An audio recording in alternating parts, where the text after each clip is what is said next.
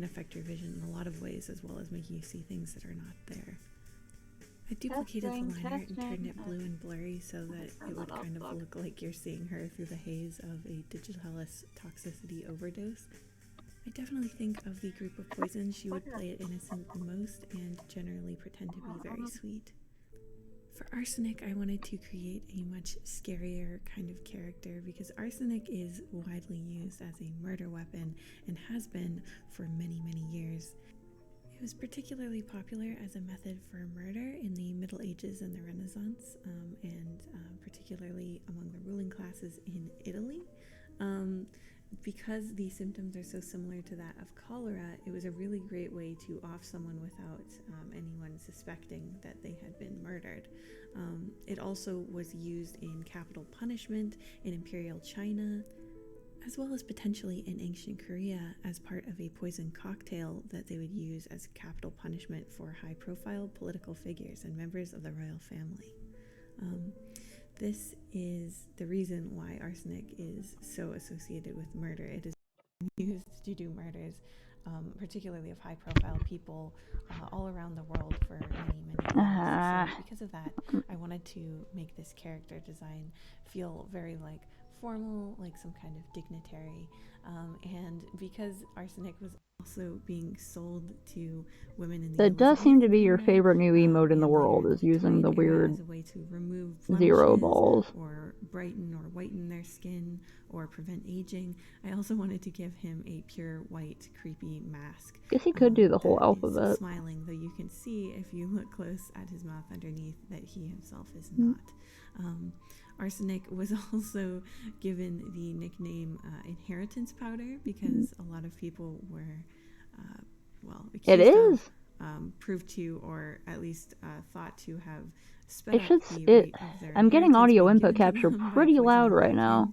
I really wanted this character to look very creepy and duplicitous because of this sort of relationship that arsenic has had with our Maybe I just have a big delay. all throughout history. And because like it should be going because arsenic was also used in the alloy of bronze before it was eventually replaced because it is so dangerous to work with. I gave him bronze wings because of the angel makers of Nagreb. I don't think I'm pronouncing that right, but it was a series of around 300 murders that occurred in Hungary after World War I. They extracted the arsenic by boiling fly paper and killed a shocking amount of people. So I put the Stop working on my angel cutting mat. And just made him very creepy. I put a little heart. What are you saying nope to? Can you not hear me? Because arsenic has a strong correlation with heart disease when it's not given in a fetal dose. Next up is TTX, or tetrodotoxin, a naturally occurring neurotoxin. Are they putting ads on my streams? What the hell? I'm not even affiliated. Most notably the pufferfish, but also a variety of octopi, as well as some newts. It is an extremely deadly toxin, and there is no cure. If you ingest a deadly portion of TTX, there's really nothing that medical science can do for you. What is going to happen is you're going to be completely paralyzed to the point where you won't be able to breathe and your heart won't be able to beat. The extra horrifying thing about this toxin is a lot of the times, as people are slowly paralyzed, they are very conscious.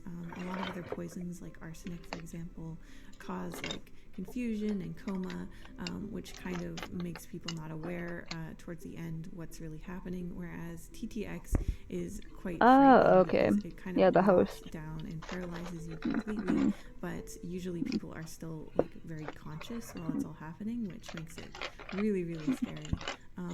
People have been killed by this a lot when they are eating pufferfish, though this very rarely happens at actual restaurants. A lot of the times it occurs when fishermen are eating fish that they've caught and they don't know how to correctly prepare it. Because it is a neurotoxin, I tried to show like the nervous system going up through this like transparent body of this creature. I wanted to go less and less human as we went on, particularly with something like this, which is a very like animal based poison, I guess.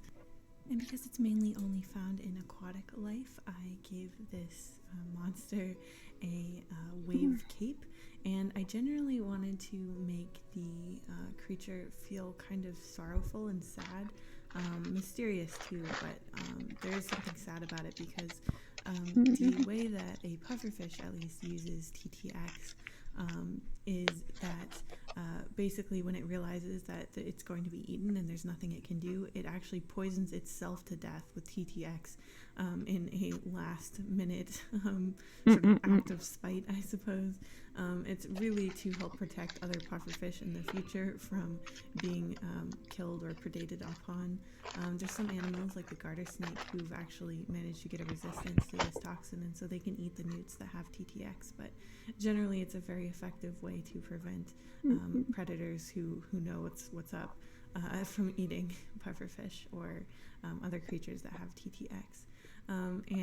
This is definitely the most inhuman character I think I made for this, just because I find neurotoxins so disturbing and scary, and because I really wanted to lean into that like aquatic nervous system kind of angle that TTX is known for.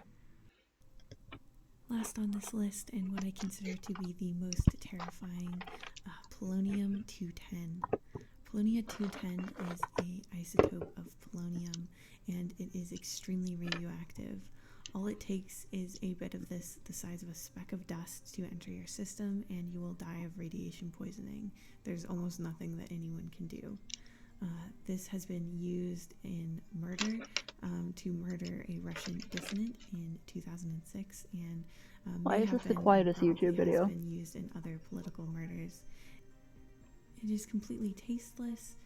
It's almost invisible at such a small size, and it can't even be detected with a Geiger counter. So it is an extremely effective way of secretly killing someone.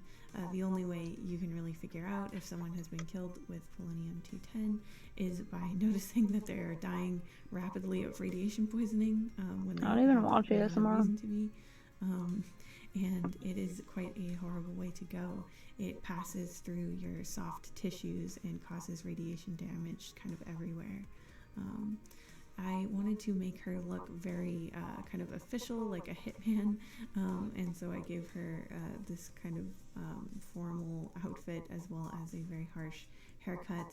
I have her shushing you because it's really been used to remove politically unwanted people, and I had her hand sort of releasing these little dust particles. I also put the decay chain of polonium-210 on her jeans, and in the hole in her stomach that's sort of being eaten away, the strands actually form the numbers 210 if you look closely, but I wanted to make it not too obvious.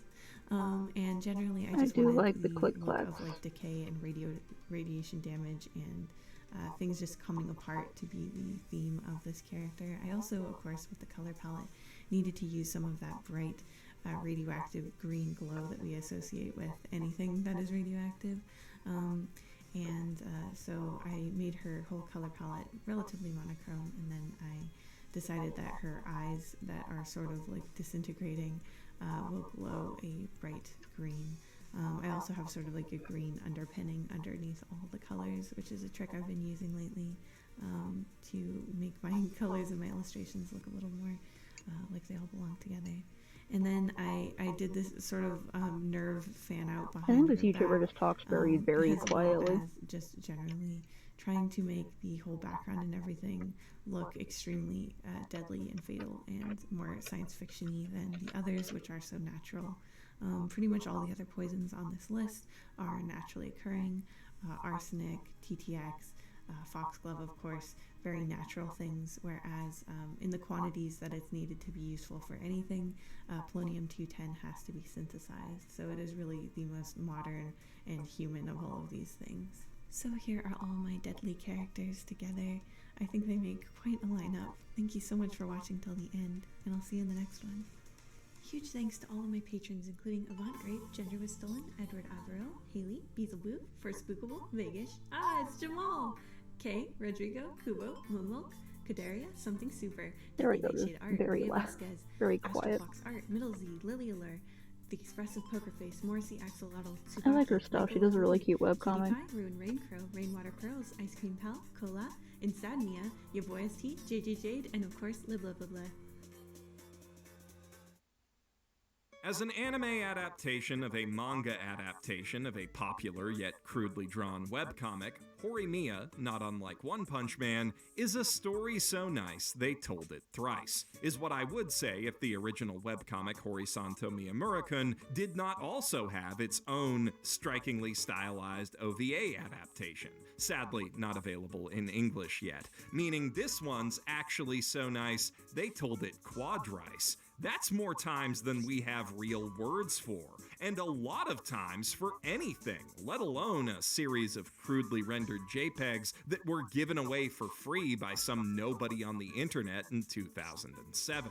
It's self-evident that there is something special about Horimiya, and that's a pretty wild thought, because there's absolutely nothing self-evidently special about Horimiya. Amid a winter buffet of bold, ambitious, quirky anime cuisine, it stands out as a simple yet exquisite comfort dish, a coming-of-age rom-com about normal teenagers at a normal high school trying to figure out what exactly normal is. If you're not familiar, Kyoko Hori is a popular girl with good grades who spends most of her free time taking care of her little brother Sota in lieu of their busy parents. None of her friends or classmates know about this side of her life until one day a handsome, well-dressed bad boy kindly brings her brother home to patch up a boo-boo. It turns out that this styling stranger is Miyamura, a quiet, bespectacled loner from Hori's class who everyone just assumes is a weird otaku, even though he's actually just kinda dumb and socially awkward, and only uses his thick, ugly school clothes and unkempt hair to hide sick tats and piercings. The unlikely pair quickly discover that despite their apparent differences, they actually have a ton in common, and days of youth, like the scent of fresh lemons you see, ensue. There's no cutesy genre premise or clever structural gimmick with which to elevator pitch a potential viewer on Horimiya, only pure romantic chemistry. This isn't Ouran, Bunny Girl Senpai, or Kaguya-sama. It doesn't even have a mystery box hook to string viewers along like Quintessential Quintuplets, the sequel to which, according to MAL, this new anime is currently outperforming, along with almost every other big-ticket sequel this season, including Re:Zero and Reincarnated as a Slime, but excluding the shonen big three of Dr. Stone, The Promised Neverland, and Attack on Titan.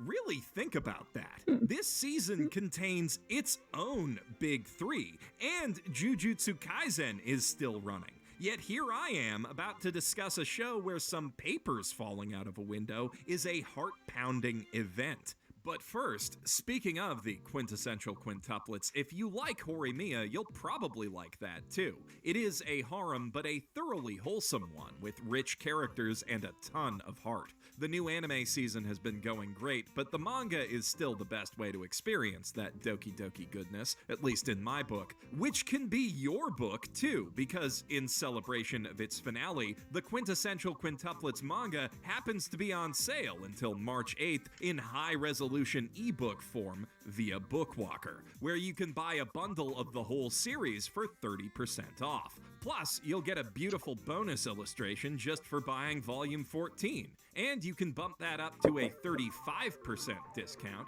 while simultaneously helping me out by using the promo code BASEMENT at checkout to get an additional 600 yen off. Alternatively, if you already own some of the series, you can get 15% coin back on the rest of them to put toward future purchases of digital light novels and/or manga. Manga like Horimiya, which Bookwalker also has all 14 volumes of. Those aren't on sale right now, but they are really good, and you can still use the promo code BASEMENT for a discount on them or anything else in Bookwalker's vast and ever-expanding catalog. Click the link in the doobly-doo to check out that promotion, or click the other link to get the Horimiya manga today. Now, back to the romance. So, what makes Horimiya so special? To put it simply, craftsmanship. It is a sublimely efficient work of narrative mechanical engineering, a story machine whose every component character is as expertly made and carefully tuned as the gears of a Swiss watch. If you've watched it, then you've felt exactly what I'm talking about. The delicate, bittersweet pang of a teenage crush is a difficult feeling to accurately emulate in narrative media. Realistic romance manga and anime like Kimi ni Todoke and Toradora tend to go a little larger than life with their characters and emotional conflicts, drawing out will they won't they questions to absurd lengths and leveraging the dynamism of melodrama to create a feeling that's similar to but much more intense than the real thing. Butterflies and Doki Dokis to be sure, but of the sort a roller coaster might deliver. Horimiya, on the other hand, is a more subtly thrilling ride, like coasting downhill through winding city streets aback an overburdened one-seat bicycle. With very little hyperbole, at least by anime standards, it seeks to honestly portray the fleeting yet in-the-moment all-consuming profundity of pubescent bullshit. What Kaguya-sama made an endlessly hilarious joke out of, this series tackles with unerring, unembellished sincerity to shockingly powerful effect. Horimiya's characters don't get endlessly hung up on absurd misunderstandings they could solve with a single text message or entangled in improbably convoluted love geometry. They get hurt by poorly chosen words, burden themselves and each other with tempestuous, irrational anxieties, and struggle to juggle life, school, and family from one day to the next. You know, like actual teenagers. Most of this show/manga's driving conflicts are things that will not matter to anyone in 10 years or even 10 minutes, yet matter more than anything to these characters in this moment. In the first episode's big emotional climax, an unwanted gesture of self-deprecation meant to help Hori save face with people whose opinions don't actually feel free to share her, videos if you want to. ends up making I'm just her watching feel stuff like because I assume Miyamura's people are going to watch abandoning stuff. her with a convenient excuse. That really hurts her feelings, and they need to talk it out. It doesn't sound that exciting in the retelling, but trust me, it is captivating when you're there. One outstanding later chapter sees Hori on the verge of tears all day because of something Miyamura said to her in a dream, which sounds absurd and is absurd, but in a way that's deeply human and believable. Many of us have been there and or done that, and in exploring the honest, complex, intimate emotions of this common, mundane nothing of a personal problem, Horimiya successfully delivers both the Doki Dokis and the Fua Fuas in copious quantities, along with some pretty hearty chuckles. A lot of these conflicts, like a lot of conflicts in teenage relationships, are the sort of thing one laughs at when looked back upon, and Horimiya leans It does seem into like that you sure are very going through specific it. feeling to allow its comedic elements Don't know to what it is, exist but you in don't have to close tell. but comfortable proximity to its heavier emotional loads. The depth and nuance of character Although I do have a required vent to channel make on the server if you feel like it, fundamentally but you don't have conflicts to. like this resonate so strongly and broadly is staggering. Which is why most romance manga writers cling so long to old, reliable, universally relatable, I think they like me, but I don't know if they like me, pre-relationship romantic tension, stretching it well past the breaking point of believability. In the relatively uncharted territory beyond the confession, actually dating and stuff, Each couple's story becomes their own, its forward momentum fueled not by formula, but the unique chemistry between them. That's hard to write. Horimiya charges into it without hesitation. Its central couple establishes that they're special to each other in its first episode. Hands are held in its third, and there's a confession on the field by the fourth, which Hori's deadbeat dad obliviously pressures her into answering in the middle of his own character introduction scene in the fifth, simultaneously cementing himself in our minds as a childishly overbearing nuisance who makes everything about him, even the moment of climactic romantic catharsis that the whole series until now has been building to. Which is, to be fair, all the sweeter for the wait when the kids are at last left alone and it finally sets in that they're like totes dating for realsies now. The unexpected deviation into comedy right before the romantic climax makes that climax, when it does arrive, feel fresh, exciting, and unexpected in a way that I don't think it would if they tried to play it straight. It also allows the series to give a fairly complicated new character a very memorable introduction and significantly develop all of the established characters in the Hori family in the space of just a few minutes and or pages. This one scene tells us everything we need to know about Kyosuke through how he reacts to and disrupts the story's status quo and how his daughter and especially wife react to him. Yuriko's polite passive aggression is positively savage. Learning about Kyosuke in turn tells us a great deal about Kyoko, why she is the way she is, why she's so drawn to reliable, kind, unassertive Miyamura, and why she's so possessive and anxious about the prospect of him abandoning her out of the blue. Thoughtfully layered, efficient writing like this is what allows the story to move so swiftly through its opening act without feeling rushed or softening the emotional impact of key moments. When you break it down, there aren't a lot of scenes between Horimiya's meet-cute and big relationship status update, but it makes the most of each and every one, using them to simultaneously develop and advance the central romance, deliver solid, self-contained jokes and emotional beats, and expand upon the vast supporting cast in equal measure to the characters with their names in the title. By the time you've reached that episode 5 climax, you've experienced a greater density of emotions and meaningful character developments than you'll find in many series thrice the length, and the transition to a full-blown relationship feels well earned. We understand perfectly well what these characters mean to each other, why they need each other, and how exactly they've grown ready to be together. And from that point forward, they continue to grow together around each other as we discover more about both of them alongside each of them. This is one of the most fun stages of a relationship, cool. And for obvious reasons, fertile ground for character-driven comedy and storytelling. Hard stuff to write, but Hiro writes it well, and it's the essence of what makes Horimiya so complex and compelling. Hori and Miyamura are orbited by other teens in their own states of will-they-won't-they entanglement, who provide complementary flavors of forlorn cross-classroom glancing and allow the series to indulge in tropier romantic storytelling when it wants to. Cooking lessons, love triangles, that whole bit. But Horimiya never uses cliché as a crutch. It does use it as effective shorthand, though, allowing for moments that other manga and anime might soak in soliloquy to pass without unnecessary comment. Take the scene where Sakura falls for Toru.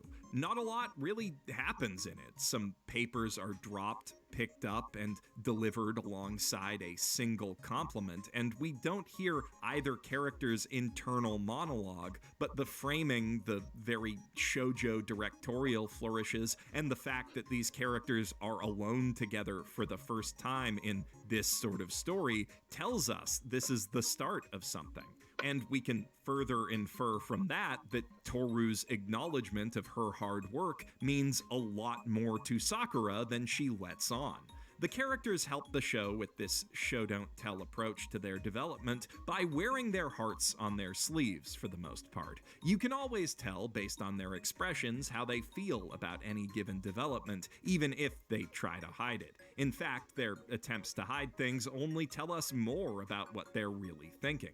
The nature of its medium means the anime can't be quite as precise in illustrating these emotions as the manga is, but bold, evocative direction allows it to convey whatever info's lost to lower fidelity I can't through remember who cinematic Pine Nut is. language. As a result, Horimiya doesn't That's need like a 5,000 running characters. inner monologue to be fully understood, and can instead use that device sparsely, stylistically, in contrast to its abundance of dialogue to convey when characters are feeling lonely or stuck up in their own heads. Of course, none of that would work if the characters themselves weren't interesting and worth exploring in depth. Were the tired cliches simply used to acquaint us with more tired cliches, they wouldn't amount to much at all. Horimiya states its central thesis up front, that we all have sides of ourselves that we don't show the world, and we're all looking for someone to share them with. Every character makes good on that promise of hidden depth and duality.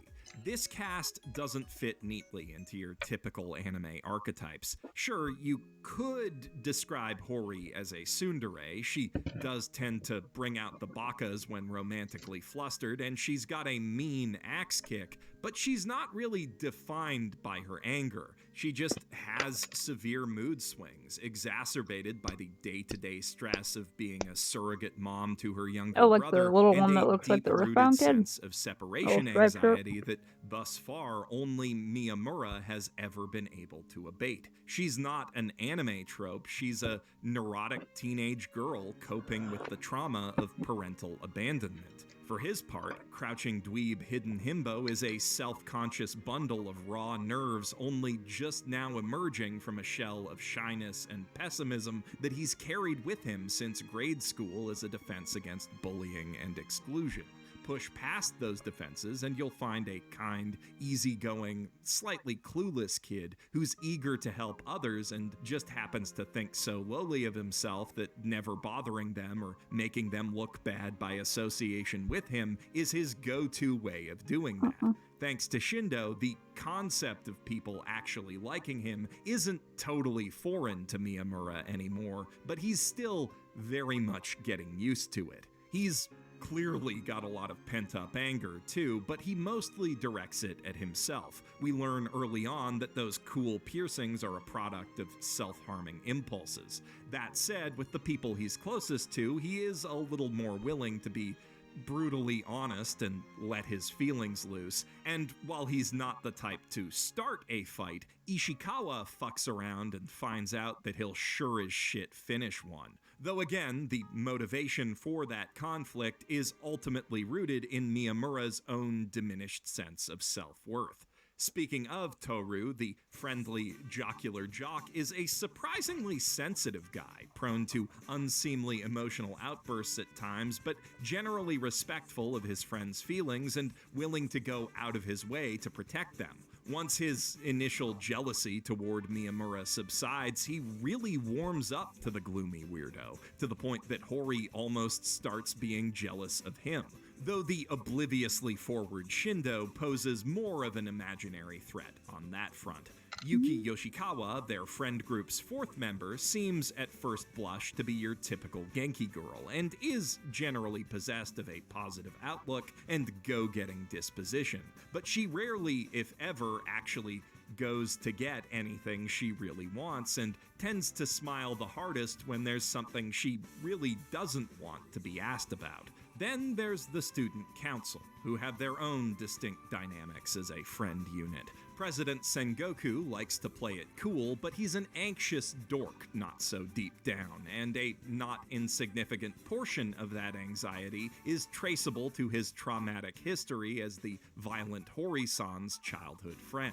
His girlfriend Remy seems flighty, capricious, and ditzy, is, in fact, all of those things, and perhaps a little overwilling to joke about stealing boys from other girls, but she loves him deeply nonetheless. She's even dumber than Miyamura and Shindo in a lot of respects, but she understands people well, those closest to her best of all, and tries her best to encourage them to do their best. Sakura has to pick up a lot of Remy's slack, and the president's slack too, but her bestie makes up for it by consistently affirming her self-worth and telling the insecure vice president how cute she really is, which is really cute.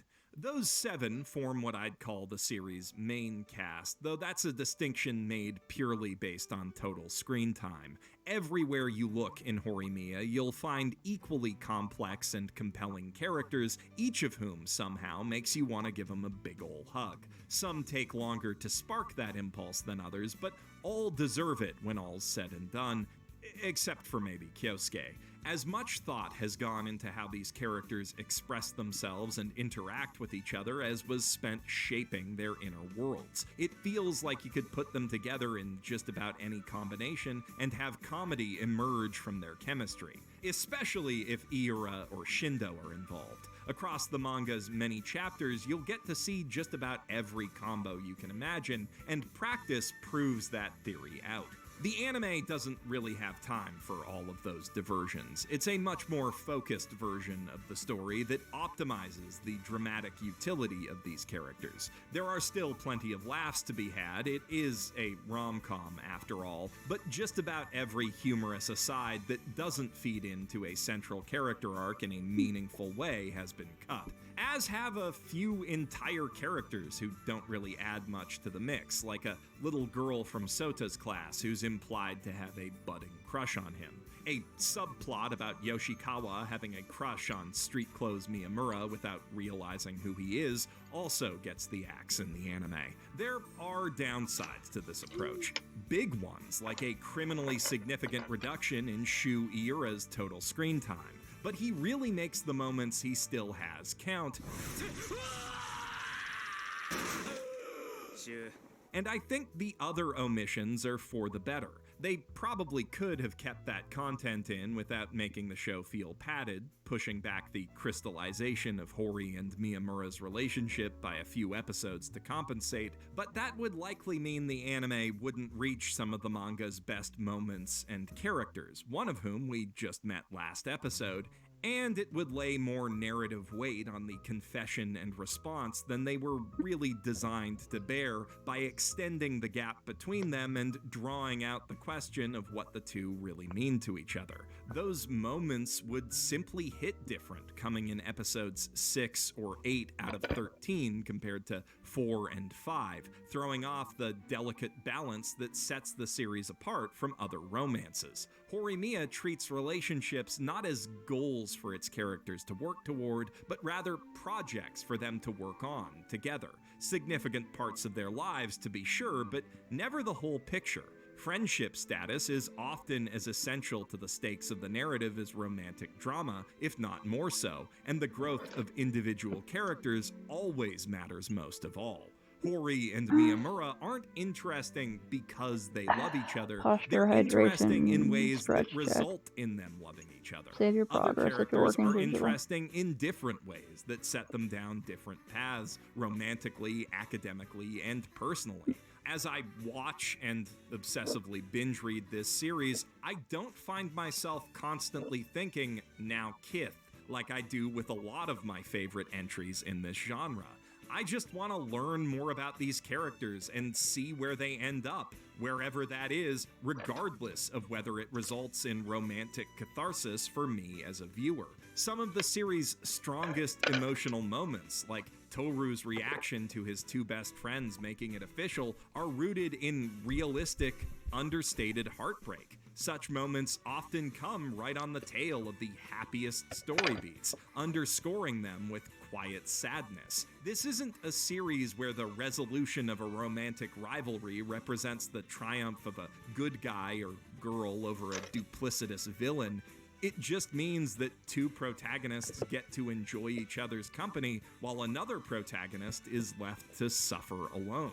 Real relationships of all kinds are just messy like that. We often cause each other undeserved yet unavoidable pain in pursuit of our own happiness or just by existing in proximity to each other. With so many people in one place and all of their hormones out of whack, high school represents the height of that aspect of human experience, and Horimiya People are so captures obsessed it with high school. perfectly. Finding a companion amid it all doesn't magically set everything right. It just means that you've got someone to hold on to as you both weather the storm, and that you have someone to laugh with when you can look back. Horimiya is a love story built from mundane moments of intimacy and personal problems that seem bigger on the inside, atop a realistically rocky foundation of equally mundane, generalized adolescent angst. It's a story about looking past how the people around you present and seeing them for who they really are. It's not particularly novel, innovative, or subversive, but it is true and honest in a way that all the best art is. We can see bits of ourselves and people we know not just in its main characters, but all of them, and the feeling of attachment that fosters is what's kept its fan base coming back and growing across 4 iterations now.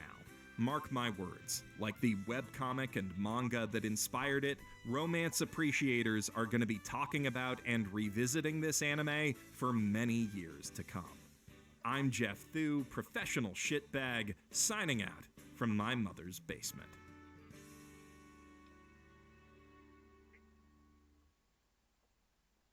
There was a time not so long ago when the UK's trans representation in the media was... Yeah, it's my phone. Emily Howard? I'm a lady, Emily Howard, yes. I've only been on the hormones 18 months. My nipples are like bullets. I said I used to be a man. Bastard. a bit cringe.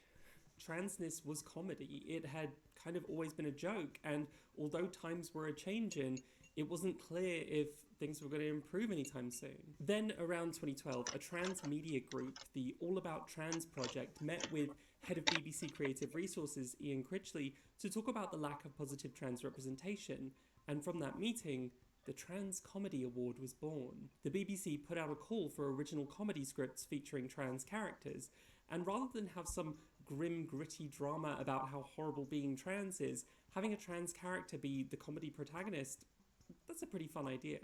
Out of 320 submissions, the winning script belonged to Elliot Kerrigan, a writer with no previous credits, at least on IMDb, who, as far as I know, is a cisgender man. Which is fine. I think cis people can write trans people. It's a shame a trans writer couldn't get a gig out of this, but hey, if it's the best script, it's the best script. I promise I'm not one of the unreasonable social justice warriors. I'm a good one. Like and subscribe. Patreon. Broadcast in 2015, the resulting show, Boy Meets Girl, is the heartwarming tale of a young man named Leo who meets and falls in love with a woman named Judy, played by Rebecca Root, who reveals on their first date. I was born with a penis. Whoa, what a wacky thing to say. We can only assume going forward that this character will be outgoing and hilarious. So much fun. The show is in a similar vein to Gavin and Stacey, which is what they were going for, though it also kind of reminds me of Bob and Rose. It follows both Leo's and Judy's families as these two very different wacky groups find themselves becoming entwined by the love between Leo and Judy. Kerrigan based the character of Leo's mum on his own mum, and you really get the feeling that this guy is kind of writing about his own family. This is a family he knows and understands. But weirdly, out of both families, Judy feels like the odd one out. For example, everyone speaks with a northern accent, except Judy. I actually transitioned pretty late in life. I was 32. Even though she's supposed to be northern. All the other actors clearly come from a comedy background, except Judy. And the writing itself feels almost like it pushes Judy to the side to focus on everyone else. And I think maybe in this instance what's happening is that Kerrigan knew how to write a northern family when they're all cis, but he doesn't know trans people, so Judy seems like a stranger to him. But okay, that's still fine. The point is that it's good representation. Judy is the hero. We're rooting for her. We're rooting for Rebecca Root. But there was one heinous crime the show committed, something I find frankly unforgivable. It's fucking boring as shit. I feel like a total butthole face saying that, because obviously this show was born out of people trying to do good. Rebecca Root is doing her best with the material and the situation. Everyone involved is clearly set out to do good work, to represent trans people on British television right. Do mini comics, you don't have to do a whole webcomic. I hate this show. I hate it. Like, it really annoys me how boring and unfunny it is. Me swag is so hard that no one can match it. It's off the hook. I'm not easily bored either. I watch 60s Doctor Who reconstructions of lost episodes with low quality photos and no remaining footage for fun. I'm kind of a loser. Same. But the point is, I do boring for fun, and this was still boring to me. And I don't think it's from the acting. I love some of these actors. They're really great, and they're doing their absolute best with what they're given. But the scripts are shit. Kerrigan even said that the brother character's best lines aren't even from the script, they're improv, so the script is actually even less funny than what's going on screen. Like I said, these other actors are clearly seasoned comedy actors, but Root isn't. So there's this weird tone of everyone else hamming it up, and Root is the only one who thinks she's in a drama rather than a comedy. There's a whole age gap subplot because Leo is only 26, whereas Judy is 39. But Leo feels even younger than that to me, maybe because he lives with his parents. He just feels really inexperienced. And Root was actually 5 years older than her character was when this was filmed, so the age gap feels even wider than just 13 years. And it's a bit awkward. For the most part, the show isn't offensive. I'm not angry because I think it's cruel or unkind or unsympathetic or even bad representation, really. I'm angry because it could have been a blast, and it's just dull. It feels like we end up being the exact kind of boring killjoys bigots expect us to be. There's an episode where Leo comes across an old photo of Judy from before she transitioned. Judy acts completely unlike any trans person I've ever met and just laughs it off and forgets it even happened. Leo is weirded out by having seen the photo and can't have sex with Judy because of it. So then he is sad for a bit until his dad reminds him that he loves Judy. So he goes to Judy and they hug. That's the main plot of this comedy episode of comedy. Essentially, Leo got freaked out because he's not gay, and seeing his girlfriend look like a man made him feel gay, and it confused and upset him, I guess that's what's supposed to have happened. But, like, that could be hilarious. That's part of the weird hilarity of trans existence. We ruin people's sense of their own sexuality, and those people often have to go on a journey of figuring out whether they might be secretly gay or straight, and there's so much comedy that can come out of that, but it doesn't. Leo just sits and is sad, and then he goes to hug Judy. The end. Comedy masterpiece. Okay, imagine this as an alternative. The photo makes Leo uncomfortable, and Judy assumes that it's because he saw her from before her transition, but it turns out what it actually was is Judy had some real tight jeans on, and she was particularly well endowed in those days. This makes Leo insecure about his own masculinity and a little bit shy to get naked in front of Judy. A comedy of errors ensues where they each think that there's an entirely different problem, and ultimately, in a sweet ending, they realize that they really just needed to communicate about it because actually Judy loves tiny penises. There, BBC, give me a job. I fix your comedy for you. Comedy genius. I know what I'm doing. I'm a professional. Penis. But that's not what happened. Leo just sits and is sad, then he goes to hug Judy. The end. BBC comedy gold. There are just so many ways to make the trans experience funny in a way which is authentic to our experiences, and this just fails. In the first season finale, after 5 episodes of underwhelming playing it safe episodes, they decide that they really need to just go for it with the transphobia. Judy is a fucking bloke! Which is a little jarring, though I have to be real, it hurt my heart to watch, but at least it was interesting. It's just a shame they couldn't make a show interesting without exploring the depths of a cis woman's transphobia, because ultimately, that's the perspective of the show. A cis perspective. Here's Judy getting to respond to that transphobia. What do you want me to do, Pam? Do you want to walk away? It would break both our hearts. I've hit a woman before, oh yes.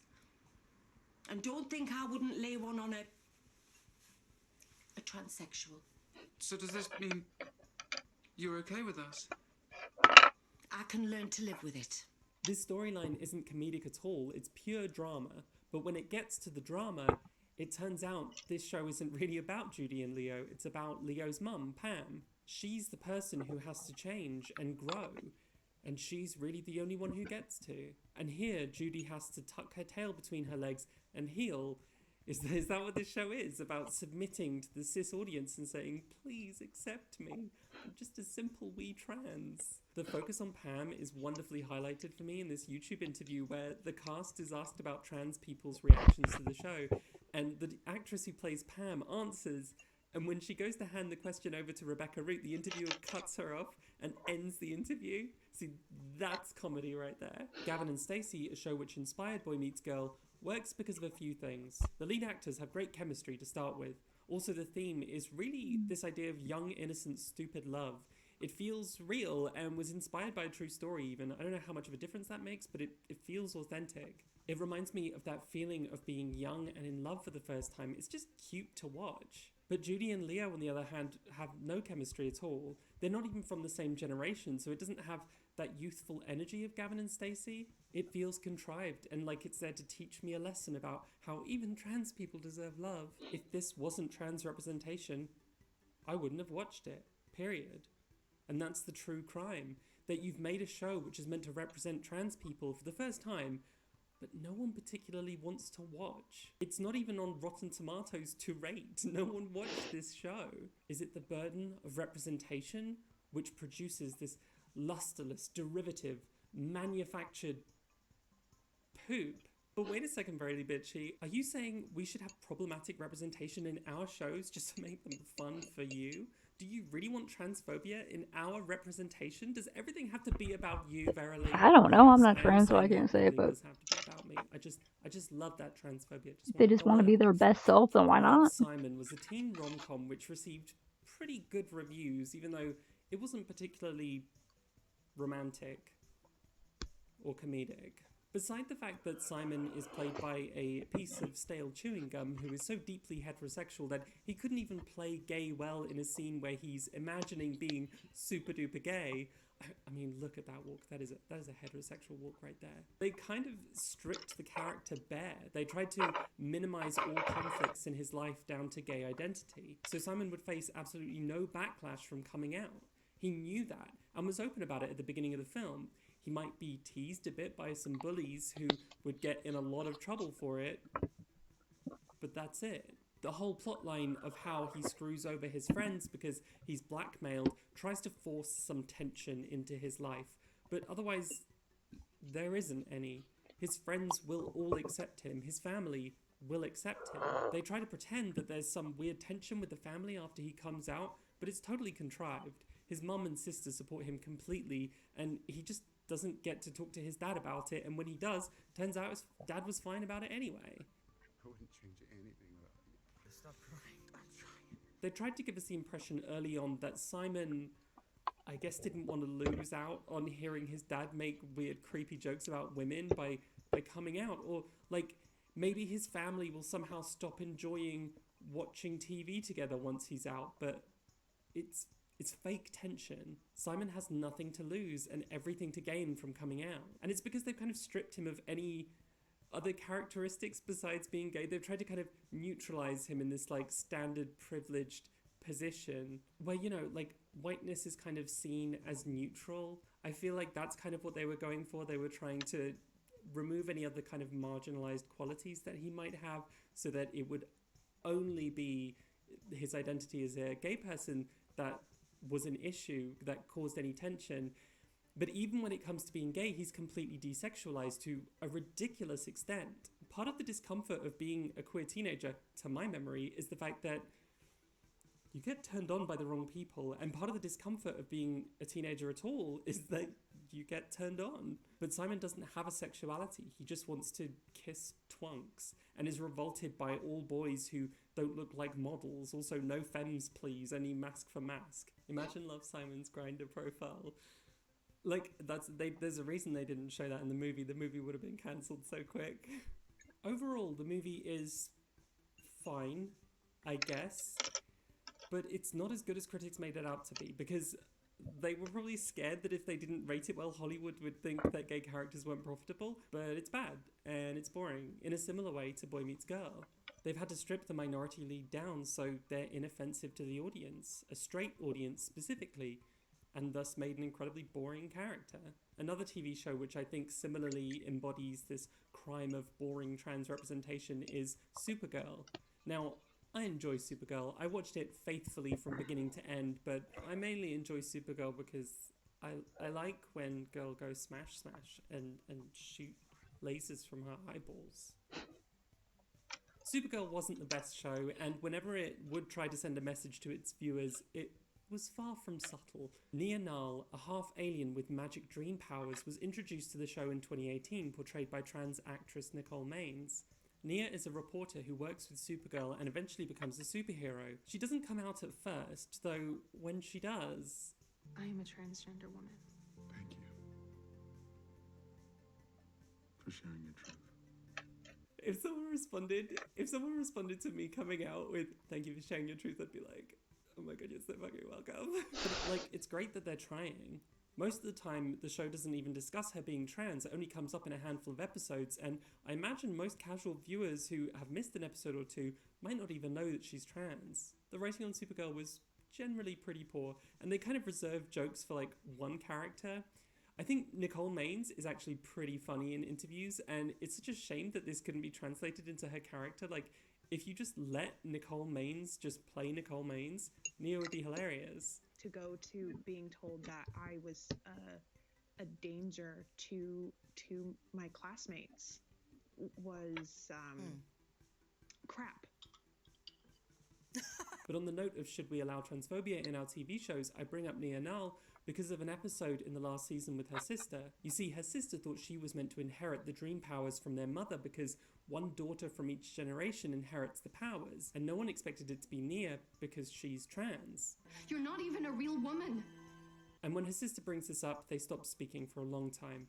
And I really liked that this happened. It felt like a very real moment in a world of thank you for your truths. But when she finally meets her sister again, Maeve admits, I never thought you weren't a real woman. And it's like, come on, don't backpedal now. You did think she wasn't a real woman in the sense that you thought magic space dream powers were tied to some kind of gender essentialism. Just admit it, Maeve. You're fucking TERF, Maeve. You're fucking magic space dream TERF. You're fucking magic space TERF. Just fucking say it. You love J.K. Rowling, Maeve. Just say it. Just fucking say you love J.K. Rowling. I know that some people just don't like any transphobia or biphobia or homophobia or any kind of bigotry in those stories, but I just do. Really, because I like seeing people overcome it and I haven't seen that show. I just can't relate to these worlds in which bigotry only exists for space alien phobia or whatever. But sometimes instead of the problems of transphobia or a little transphobic microaggressions, we get some kind of toxic, really good ally-ness. Sex Education introduced a non-binary character in its third season, Cal Bowman, and I just found them so boring. Everyone else was having these crazy sex scenes and weird complex storylines, and Cal was just a pothead whose season arc ending was just doesn't date nice guy who respects and loves them, so they have to break up because their identities don't line up, because he's a straight cis guy. So even though they are attracted to each other and get along great, they don't end up together. I guess because the show thinks monosexual cis people don't date non-binary people or something. He says he doesn't have a problem being in a queer relationship. His mums are lesbians, but because he's a straight guy and Cal is non-binary, they can't be together despite everything else fitting just fine. Like, the reason the sex didn't go well was because Jackson was trying really, really hard to be super respectful, and somehow I guess that was bad. You really are so beautiful. And I'd also still be into you if you weren't beautiful. Not that I don't find you beautiful. Also, I do think men can be beautiful too. I'm sorry. No, it's fine. It's okay. Obviously, a lot of trans people experience dysphoria, which can make sex difficult, but it definitely doesn't make it impossible. We could have gone into that, shown how to have a good, respectful which doesn't trigger. The show is about sex. There are plenty of ways to do this without reducing Jackson's entire sexuality to being a cis-het incapable of being intimate with a non-binary person. I think your cishet brain maybe exploded a bit. But I feel like the show is trying so hard to be good representation.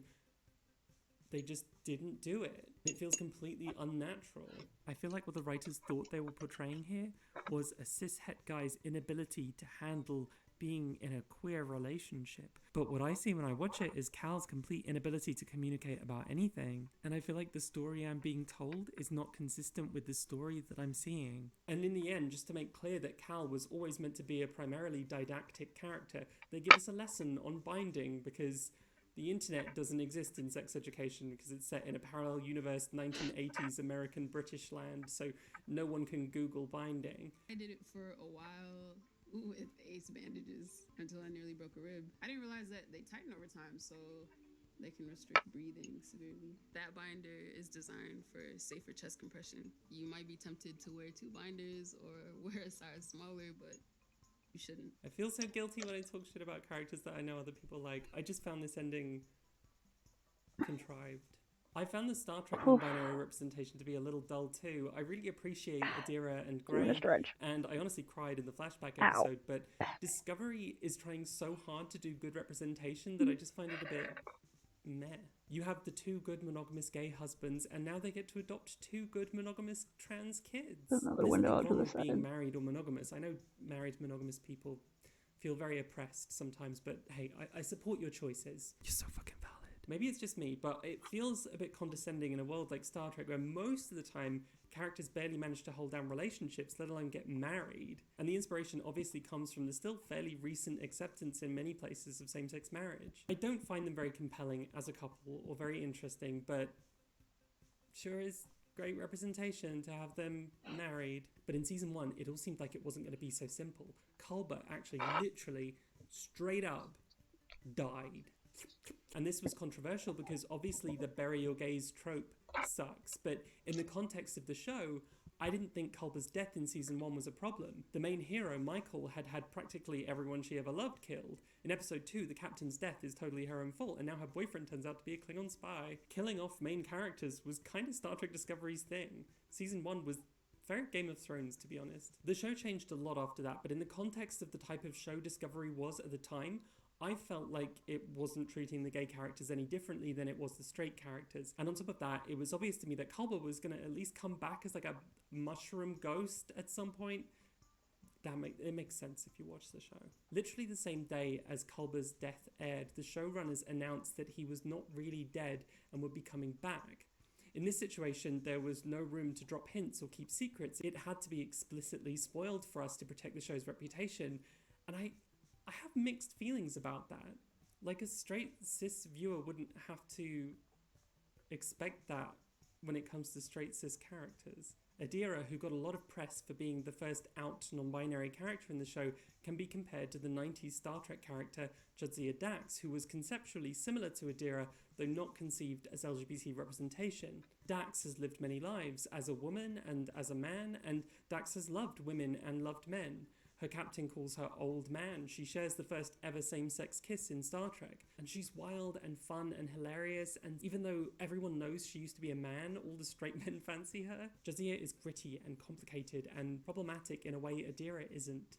Some of her most interesting and radical moments revolve around the fact that she just straight up used to be a guy. That layer to her character just meant there were totally new stories to explore. And I find Adira a little disappointing in that respect, especially because they're so easy to compare to Jadzia, and I can't help but feel like what makes Adira less interesting is the demand for good representation. When Adira was first introduced to the show, people online were angry because they had been promised a non-binary character, but Adira was only referred to with she and her pronouns. And obviously some non-binary people in real life use she or he pronouns, but that didn't matter. Folks didn't have the patience to wait for Adira to come out. They needed them to be out right away in order to be good representation, not knowing that the reason the character wasn't out yet was because the writers were waiting for the actor who plays Adira to give the go-ahead that they were ready to be outed. The whole behind-the-scenes creative process was irrelevant to the audience's demand for good representation.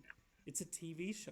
The story exists beyond what you have seen because it's intended to go on for weeks or even years longer. And it's very clear with both Adira and Culber, the team behind the show knew what they were doing. They didn't need to be called out. If representation has to be subject to our immediate demands, Is that a good way to make good stories? Is that how art is made? By Twitter demands? On the 1st of January 2020, award-winning online magazine Clarkesworld published a short story titled I Sexually Identify as an Attack Helicopter. For anyone who doesn't remember, this line was a meme for years. It was the bullshit joke that transphobes made to mock the idea of having a gender identity. People were incredibly offended that a story with this title existed at all. People who didn't read the story presumed that it must have been transphobic, that they were being trolled by the magazine. The author, Isabel Fall's bio said nothing except that she was born in 1988. Some people thought that because the number 88 is sometimes used by Nazis as code, that Fall's bio was code for saying, I'm a Nazi. In reality, Isabel Fall was a trans woman who felt that the meme had been sufficiently appropriated by trans people like herself that she could write something really interesting if she just took the idea seriously. What if you could sexually identify as an attack helicopter? What would that even mean? The result is a story in which the idea of gender identity has been appropriated by the military to assign gender roles to soldiers such as attack helicopter and send them to war. At first, when I started reading it, I felt like this could be transphobic. I felt like it could just be taking the piss. But I got into it, and I felt the sincerity of it, the work that went into imagining this world, the dissection of gender. It explores the power of gender, the way our minds understand gender intuitively to an amazing extent. The story challenged me, and that was kind of exciting, to be honest. Once my defenses were down, it felt good to read, like the best science fiction works, like I was really seeing a whole other world. I found myself thinking while I was reading, the attack helicopter isn't a metaphor for how silly gender is.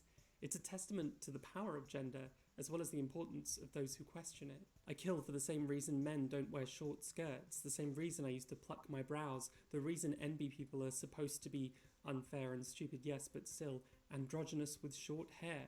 Are those good reasons to do something? If you say no, honestly no, can you tell me you break these rules without fear or cost? The idea of our liberation as trans people, as queer people, being appropriated by the government to exploit us, I can kind of see a parallel here with how our stories are co-opted by massive media corporations like Disney and Netflix and sold to us. The more liberation we achieve, the more money the big corporations who shunned us begin to make off of us. Pride was a protest. Pride is now an ad campaign for big businesses. That's liberation.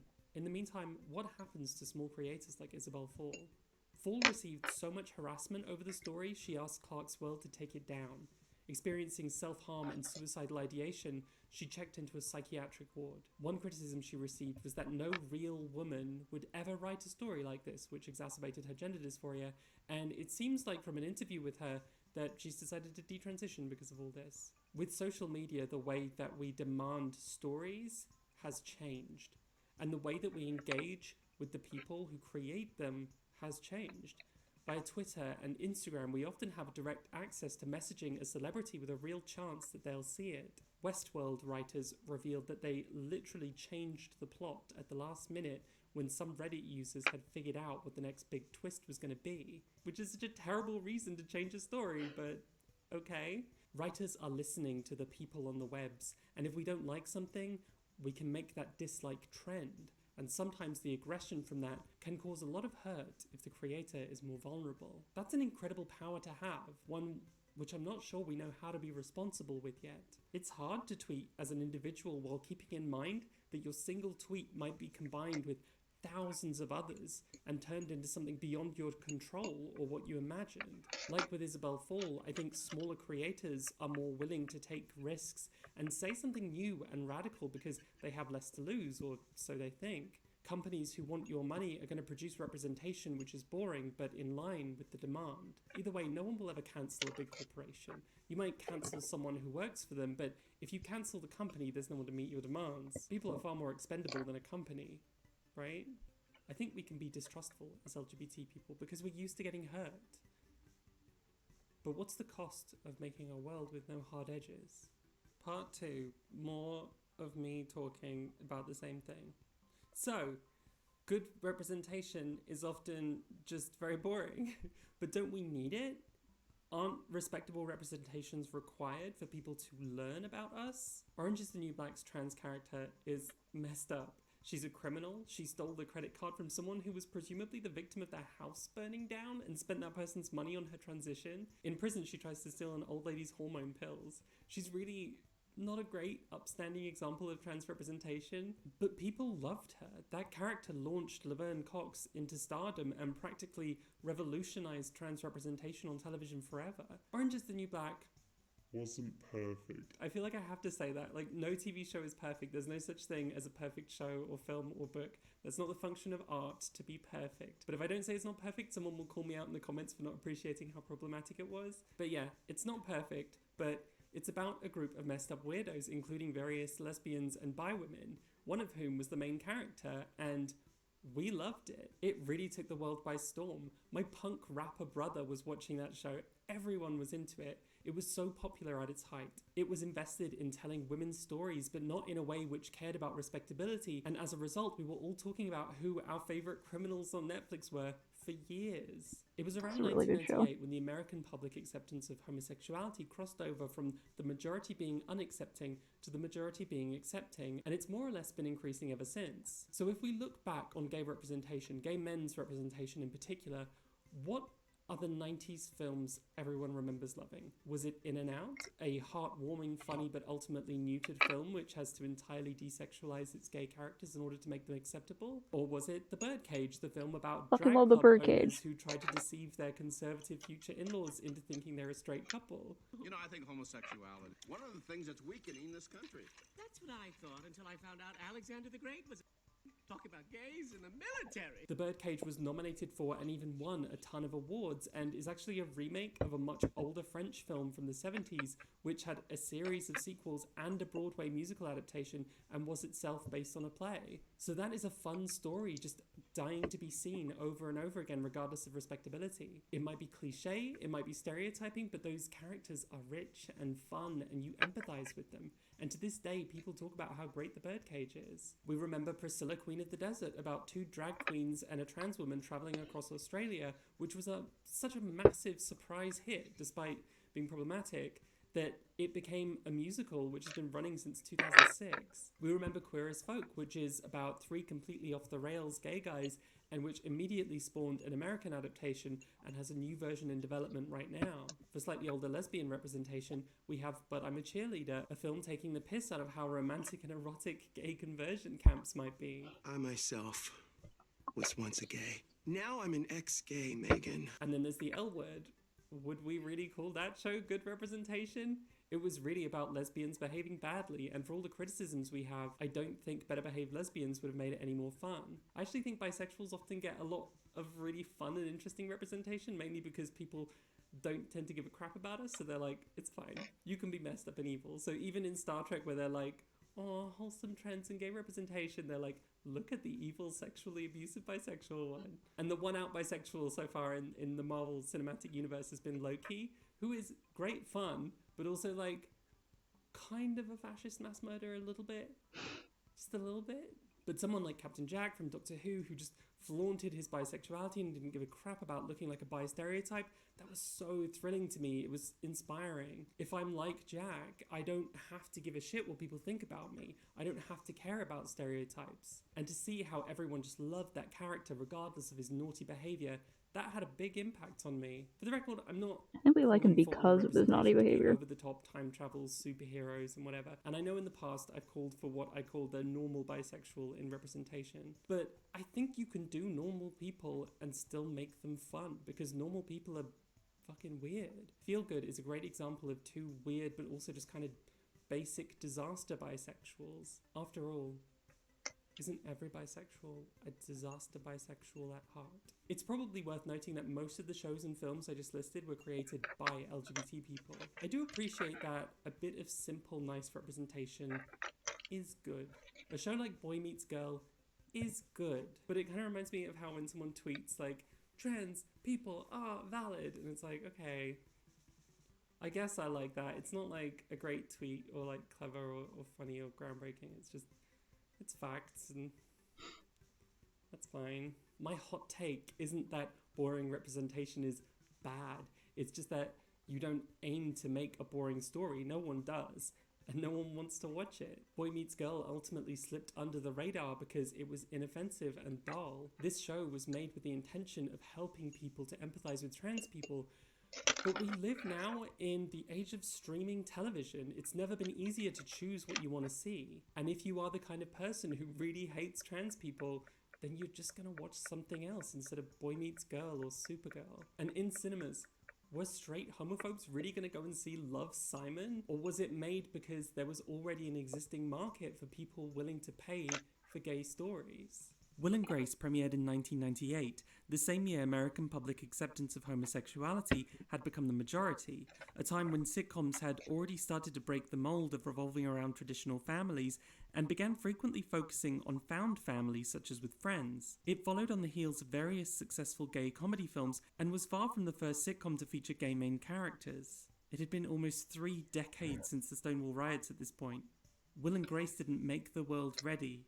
It was a product of that readiness. I think maybe the best way to get people watching is to make the show unmissable. Make the show everyone's talking about. And that's not Boy Meets Girl, that's Orange is the New Black.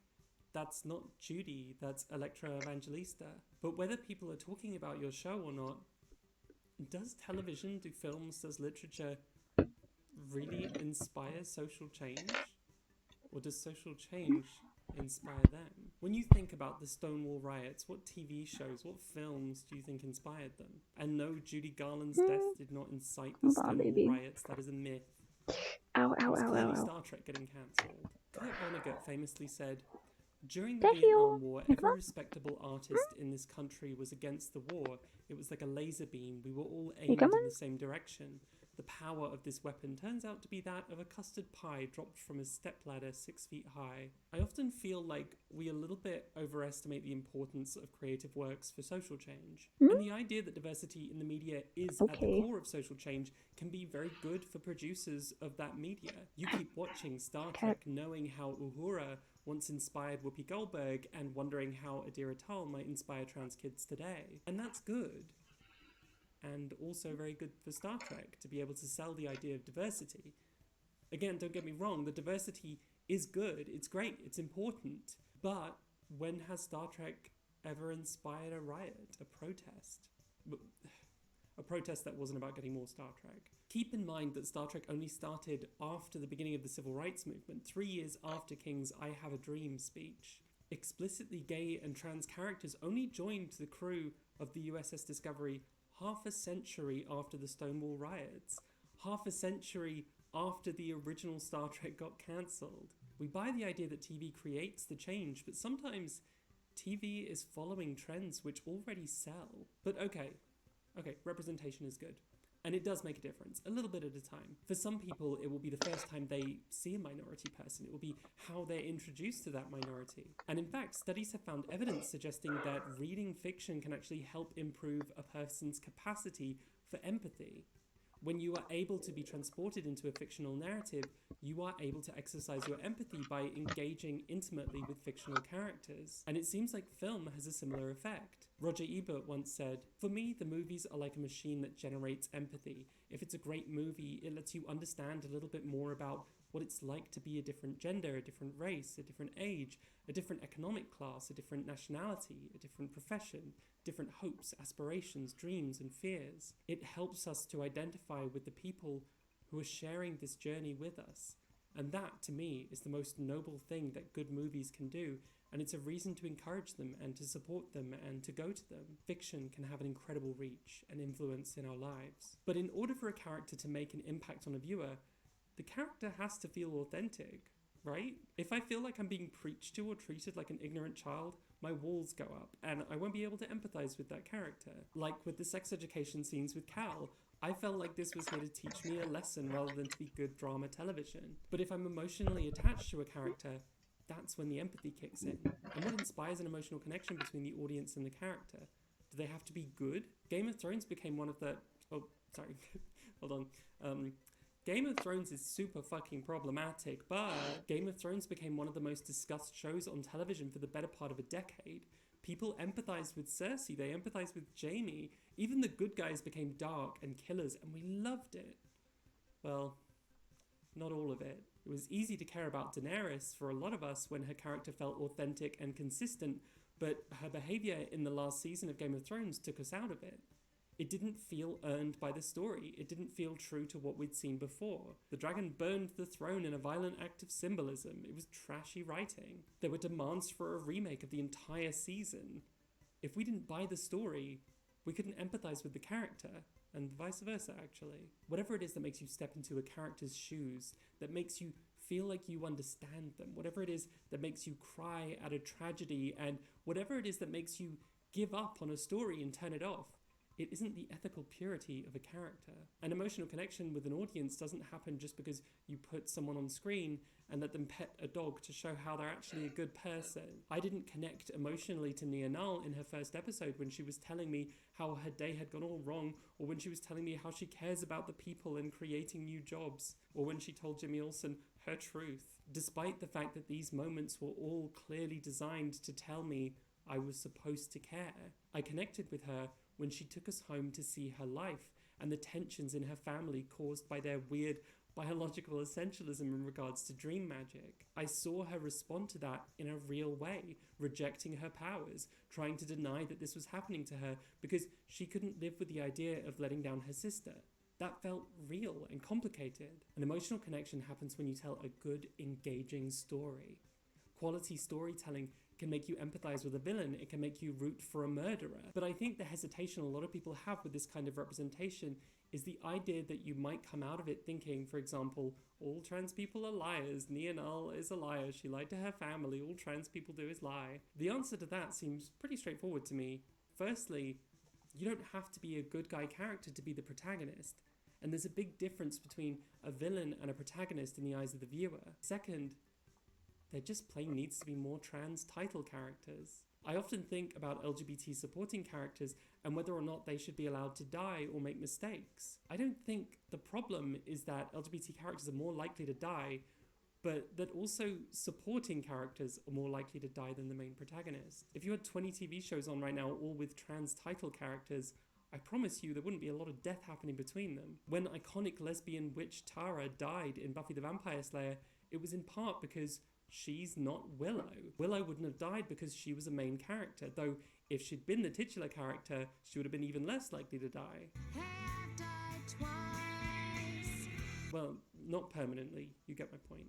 That's not to say I don't think the bury your gays trope is at least partially a result of some unconscious bias on the part of the writers, but if your lead is gay, you don't have a lot of room to kill them, and I honestly believe we're going to continue to struggle with whether it's okay to ever kill an LGBT character or other minority characters in TV fiction for as long as they remain underrepresented. One of the most popular representations of trans characters today is Jules from HBO's Euphoria. The first time I tried watching Euphoria, I wasn't really feeling it. It felt a little fetishizing of Jules, and that put me off. And overall, it felt like I knew which appendage Sam Levinson used to type these scripts. But I gave it another go for this video. I watched the whole thing, and to be honest, based on the first season, I think most of the appeal for Jules was that she's very pretty, literally played by a model. But there was also some backlash against her character, who some people saw as a villain. And that's where it got interesting. I think part of the reason it's possible to read Jules that way is because in season 1, she feels similar to Judy in Boy Meets Girl. She's always slightly out of reach, more distant from the narrator than the other supporting characters. Maybe because of the cis writer not quite knowing how to interpret the inner depths of a trans teenage girl's brain. But because of the Twitter meme of Jules is really the villain, show creator Sam Levinson teamed up with Jules actress Hunter Schafer to write a special episode. And finally, Jules feels real to me. There's this line about how she kind of wants to stop taking her tea blockers. My entire life, I've been trying to conquer femininity. I feel like femininity conquered me. I think I really want to go off my hormones. I've always thought of puberty as like a broadening, I think is like why I was always so scared of it, you know?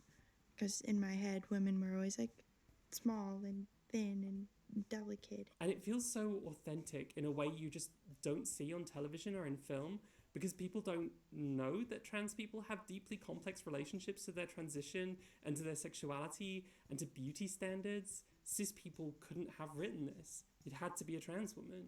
It's really the type of moment which we would rather nobody knew about, because we always have to talk about our transitions as if they're a pure godsend, because we're scared people will take the transition away from us. But I think that's great. And like with Orange is the New Black, it's part of what makes that character a little messy, but way more authentic and sympathetic.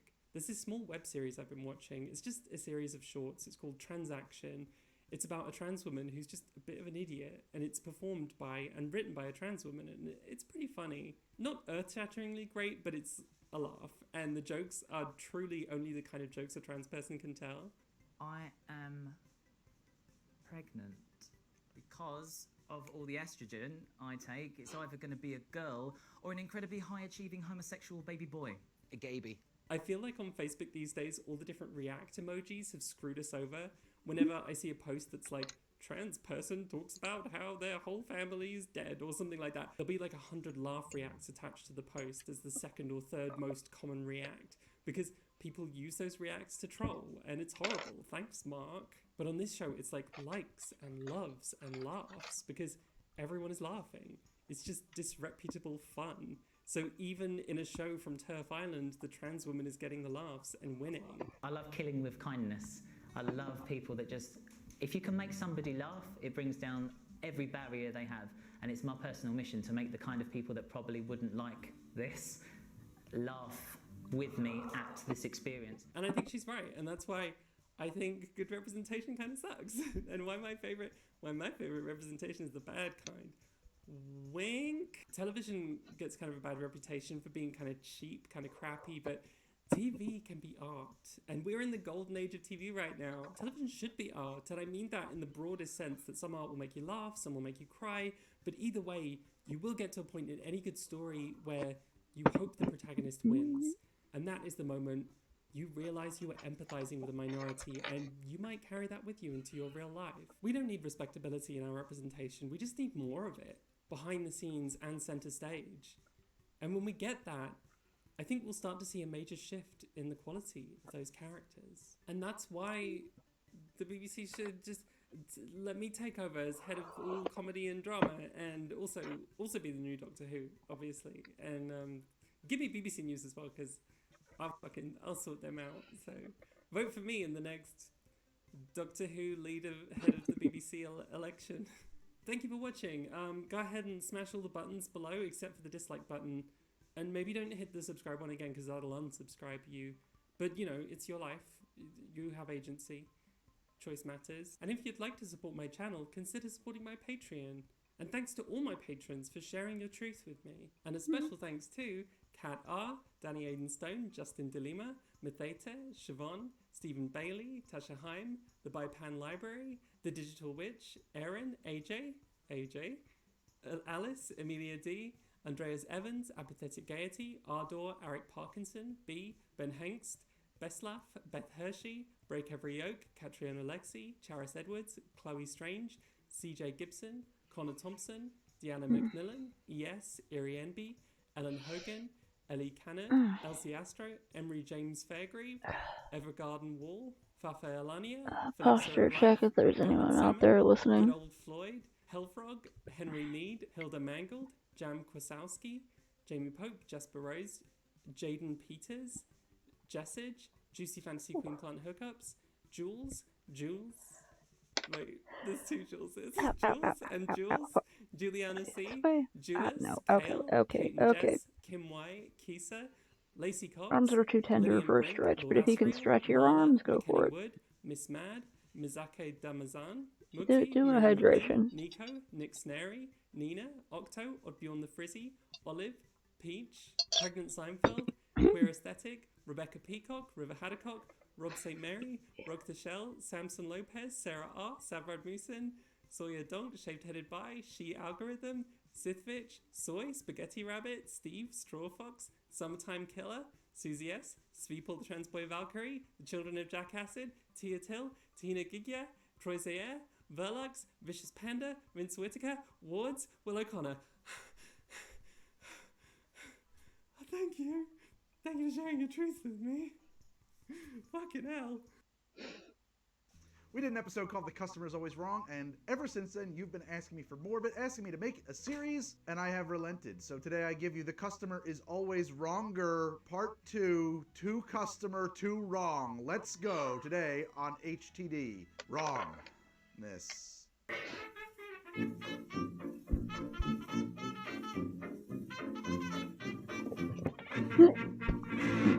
So a little while back, we took a stroll, if you will, down the Instagram of Mover and Shaker, where they tend to post the receipts of customer requests that, well, they just ain't right. It's about We printed a few of 11:35. those receipts out, and we threw them in a jar and picked them at random, and there's still more of them. So we're going to get right into making these drinks. If you missed part 1, I'll put a link in the pinned comment below. You might want to see it. It might be instructive. So let's just get right on with it. See what we got to do here. This is right off the top. Good Lord. Classic cocktail, Malort, and Dill Aquavit Sour. Nothing like ripping off the Band-Aid. Aren't we out of Malort? We are? We are, but we have Besk. We used up all the Malort making that batch of stuff from Critical Role. This is the same class of spirit that Malort is. You notice it's the same color. This is from Chicago, Illinois, from Leatherby. It's just like another branding of Malort. Sorry, we don't have the real thing, but I think that you'll find that this is sufficient. Wah! Like drinking fresh cut grass, cut mixed with vomit. Holy shit, that's bad. My God. Besk is the worst. We got, we got Alborg Tafel Akavit. I don't think this is dill, though, but maybe we can do that with some dill. We're trying to adhere to what the customer asked for, which is Malort and Dill Akavit. All right, well, let's start. I'm going to take my shaker. I'm going to start with 1 ounce of lemon juice. All right, that's 1 ounce of lemon juice in my shaker. Let's get some simple in here, highly crystallized in its current state. I'm going to go half an ounce on our sweet for this one. Partially because the Alborg was actually pretty sweet. Then I got these two guys, and I haven't figured this out yet. What do you do here that's the most good thing, least bad thing? Well, the Akavit is probably front and center on this. I think the Malort, or is it just... That looks like an A. I kind of messed it up. You know what? Let's just do it what's written. I think it's just a straight split base. Sometimes I use the thing to sort of help. Try to pick and choose winners in this particular case. We're undermining the spirit of this order, which is clearly they were fucking with somebody. Bro, let me order your first drink. That's what this was. Let me order your first drink. I know what I'm gonna do to this guy. You know, like they were fucking with somebody. Now they're fucking with me. Oh God, that's so much of this. Hey, I'm terrified though. What if this comes out good? What if I'm like, I like this? There's always that possibility. That's why we do this. Yeah, that's why we do this. To find the diamond. That's why. So I don't have dill akavit. Here's what I'm gonna do. I'm gonna do something a little silly. I got dried dill. That's what I got. I don't have any fresh dill. Fresh dill will be better. We're gonna throw some dried dill in there. Now, I'm also gonna strain this back out.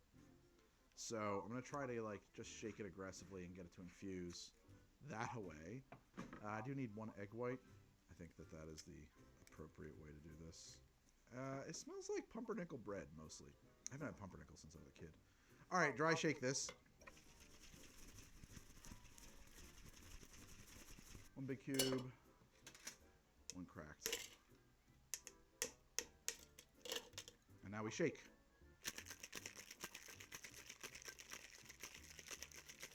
I'm going to double strain that into this sour glass. I don't know why I expected it to be green. It is lightly green. I usually like a couple drops of Angostura on any sour. I mean, let's give this sucker a fighting chance. And probably do a little extra dill on top as well. I'll try to keep this one side of the glass to give you a place where you can drink without having to put your lips straight into the dill. I don't know. I got some weird stuff going on here. This is the Dill and Akavit Sour. Akavit Dill Malort Sour. Wow. That is so much better than you would ever expect. Never going to order that again. Nobody wants it. The Malort leaves it with a dry, and by Malort I do mean Besk, the nearest best thing we can get. It does leave it with a really drying bitterness to it that I don't think you like. I think that this would be better just like replace that with anything else or just take it out entirely and do more akavit. I really thought that was going to make me retch. I don't hate that. I don't want to drink it. I'd never want to order it again, but it's not the pure nightmare fuel that I expected it to be. In fact, it's kind of attractive looking too, to be honest. So that is a real shocker. The first thing that you get is a creamy sour caraway. That's the main flavor in that, really. This caraway pumpernickel bread thing, but like if that were some kind of a sweet breakfast pastry. I have to say, it's remarkable how much better that is than I was expecting. I'm not getting a ton of dill in there. I don't think I would mind it if I were. I think that if I had a real, like, properly dill-infused akavit, more dill would be fine. I happen to like dill. I imagine that's a problem for some people. I don't know too many people who just hate dill, though. Are there dill haters out there? Not in the way there's cilantro haters, Yeah. I don't think. My wife doesn't love dill, but she also likes no spices, so, or herbs. I think that you would like it better without the malort, but maybe cutting how much akavit is there. Like if it was all akavit, it might be way too much. It might be too much of that. So maybe cutting the akavit is actually. Oh, my leg. Oh, fuck. I fell asleep. Ow. What would you use? I mean, you could use try vodka as neutral. I might try certain whiskeys. And doing a rye, then it's like thematic, right? Like then it's like you call it a bread sour. You've got a rye and pumpernickel kind of sour thing going on. That's actually kind of fun. I don't hate that. I'm not gonna make it right now. I hope got I'm not these little disappointed. signs so I far. really expected this would be like absolutely murder. I should sure put you're here to a see me sealant hurt on these. myself. Do you want to try this? I do. Yeah. Is it savory? Flame on this one so low. Be like, no, Greg, this is torture. You're broken. No, you're right. My leg fell asleep. I was gonna say, I almost made that prediction. I was like, I think this is something Meredith would actually like, knowing what you like to drink. Wow, man. Customer was right. Like, nobody saw that. That's the joke. That's why this was a good Twitter post. Everybody saw that and said, oh my god, that sounds like hell. Yeah, just goes to show you. You never know. That's so weird. Well, AQ7MRBW1DYD. My leg is currently in the stage the of if customer, you it turns out, is not even think about moving it, it hurts. More the customer's always wrong, though, right after this. Hey, sorry to interrupt the episode here, but Square Enix asked me to create a cocktail to celebrate the 4th anniversary of Dissidia Final Fantasy Opera Omnia, which is admittedly a mouthful, but what do I know about naming games? Anyway, thank you, Square Enix, for sponsoring this episode. You know, I grew up with the Final Fantasy games, particularly the pre-FF7 stuff, so I knew right away that the drink I wanted to make was going to be some kind of a cocktail riff on a Phoenix Down. That is, of course, the restoration potion that brings knocked out characters back to the fray.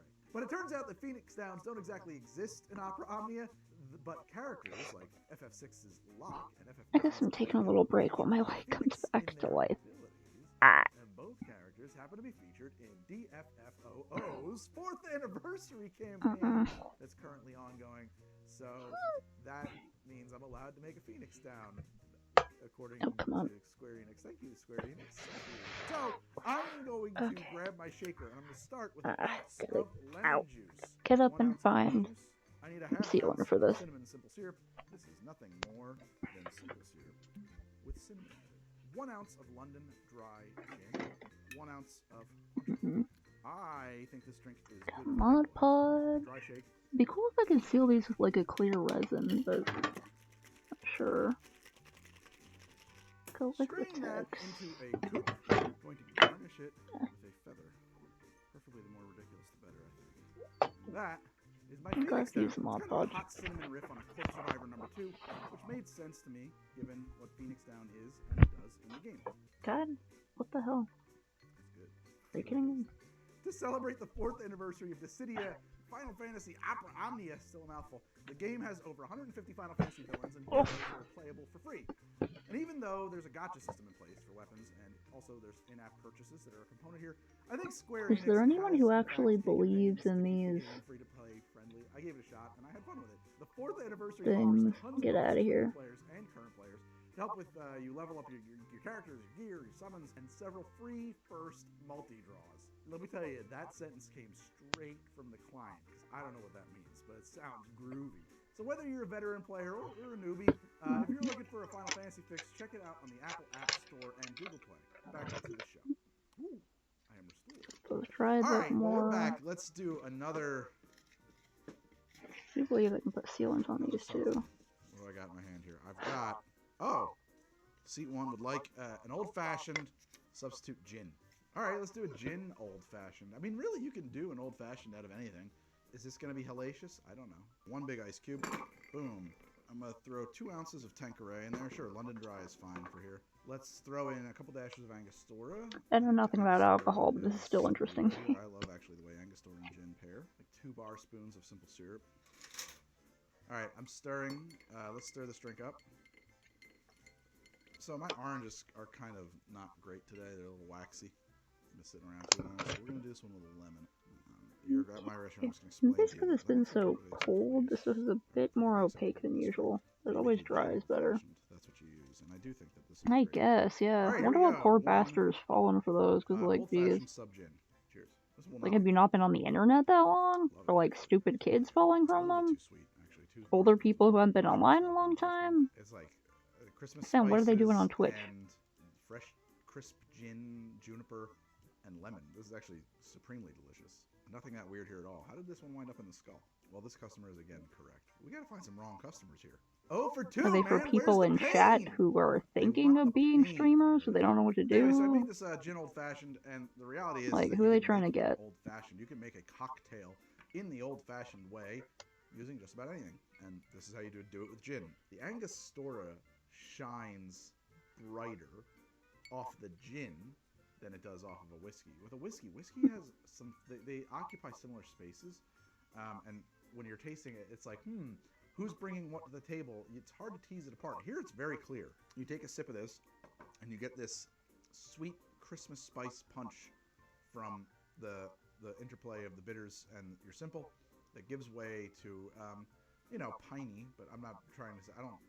People often say they don't like gin because it tastes like pine needles or something. Like, I don't. That's nonsense. Tastes deliciously piney, or junipery, really. Rounds out, and with like a nice lemony citrus zing running right through. This is delicious. This is a fantastic way to make an old-fashioned. Approved. This customer is correct. What do we got next, Meredith? Let's find out. Up next on The Customer's Always Wrong. Right after this, I'm going to make a Maker's Mark Manhattan with a splash of Sprite. Lovely. Okay, Maker's Mark Manhattan with a splash of Sprite. That's pretty strange. I'm going to start with my vermouth. I'm going to use Dolan. A lot of people are going to reach for the Antica here. I wonder if a barista has done a series like this where they talk about notes in it. It's not really coffees that people have ordered. This drink with. Let's put it that way. But it does make for Back in high school, I knew someone who worked at a Starbucks, and every day at the same time, they had a lady come through the drive-thru and ask for, like, what was it? Somewhere over 20 packets of Splenda to be added to her drink. Specifically that many. Sort of the 2 dashes, the 2-1-2 formula, right? And now we're going to crack it. And Splenda is sucralose, so that sounds like absolute hell to me. Nice. Let's stir. Strain this into my glass. And now, pièce de la résistance. Another coat on that. I should probably let it dry, but I want to use the rest of the stuff before it dries. You must now destroy the beverage. What do you think a splash is, Meredith? Yeah, you're not topping it. You're yeah, splash. Sprite. Put it in your alcohol. This is a Sprite Manhattan. A Manhattan with Sprite in it. Let's see how it is. Jesus. It's an angry drink. Yeah. That is a lot worse than you would think. You're surprised. It's surprising how far wrong a little Sprite can take a Manhattan. Yeah. Oh boy. It tastes like you turned. Whew, I can't explain that. That's gross. It tastes like you took the Manhattan. You know, you got your whiskey, your makers there, and you just turn down the volume on it, and then you fade into whatever the Sprite is bringing. What the Sprite is bringing is just not great. It makes it tastes like plastic and static. I don't know, man. It's really weird. Like, that was all the way in high school, and it was just a passing story a barista friend told me, but I've never forgotten it because it's so disgusting. It strips all the sweetness out of the Sprite. What the fuck? And what's left is like this very chemical tasting flavor it tastes like a Manhattan made by a computer? No, a tire balancing machine, or like some kind of like piece of heavy equipment. That's what it tastes like. It's not fully cursed, but this customer is wrong. This drink is terrible. I can't imagine thinking Manhattan. Oh, I know what that needs. Sprite. Like, what is the process there? Like, how does that happen? How does that happen? How does that become your drink? Is it your drink? Maybe you're thinking like, I want to have a drink, but I want to have it like, I want to lengthen it. I want to have a little lower proof. I don't want it to be, you know. It has an aftertaste that makes me like, this is a person who was concerned just really nauseous. They don't like alcohol, and they're like, put some Sprite. Makes it taste like I've eaten something poison. I don't know. I'm just trying to understand. And I am about to die. Sprite gets in your Manhattan. Obviously, you order it that way. That's how it gets in there. But in your mind, how does that happen? How does that happen in your mind? How does that? I can't handle it. It's just awful. He's so mad at this drink. Ugh. I don't even know what a Manhattan is. No bueno. Bad drink. Bad drink. Need water.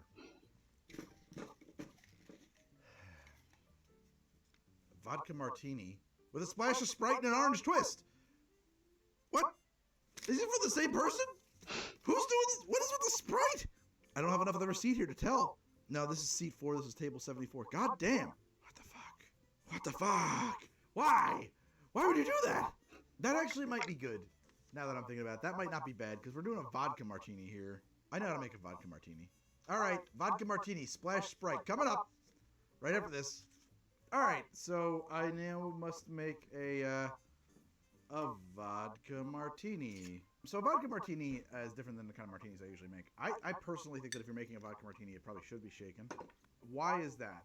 Well, it's because of the person who wants the vodka martini. They want it ultra crazy cold, typically. That's like the primary feature that the vodka martini drinker wants. In fact, a lot of times they want a sheen of shattered ice across the top of the drink. So my gut here tells me to shake this one. It's not a shaken drink typically. I usually make my martinis with a really healthy portion of vermouth. But again, this vodka martini that's going to be shaken, I think we want to do like the bar spoon move. Maybe 2 bar spoons. Want to go with the teeny tiny vermouth on this one. In fact, we could have done this in a perfect martini style, which is the whole thing. That's where you, how do you do that? You throw ice in your shaker. You pour vermouth on your ice. You shake your shaker. You pour your vermouth off, and whatever's left on the ice is how much vermouth goes into the martini. Yeah, that's like a mid-century, like 60s thing. For an example on how to do that, check out Colossus, the Forbin Project, which was sort of primary inspiration for probably Terminator. Okay, we're going to crack some ice, put some ice in here. And I should say, too, why am I not putting my Sprite in my shaker? I mean, I would think that would be obvious. If you put Sprite in the shaker, it will erupt in foam. That's definitely something we do as a top-up after the drink is poured. Why are you not putting bitters in your shaker? That's a great question. I'm not putting bitters in my shaker because I forgot. So let's put those in there now. 2 dashes of orange bitters. Let those dry a bit more completely. Let's pour this martini. And now a little Sprite in here. I might plan on another sign, but also I got a pair of Converse yesterday at a thrift store that I think would be really good to paint on, so I may plan for those. So that... It looks nice, right? Okay, it is almost 12, so... Frosty, cloudy drink with the orange, and it looks great. Here's a martini orange twist with Sprite. Again, whoa! Who is putting Sprite in their drinks? That tastes terrible. It just tastes like a weird buttery. It tastes, I don't know, that's very unexpected. It's not nearly as bad as the Sprite Manhattan, but it is weird. What does that taste like? That tastes like strange orangey butter. The more I'm spending time with it, I don't hate it. In fact, it's actually pretty tasty.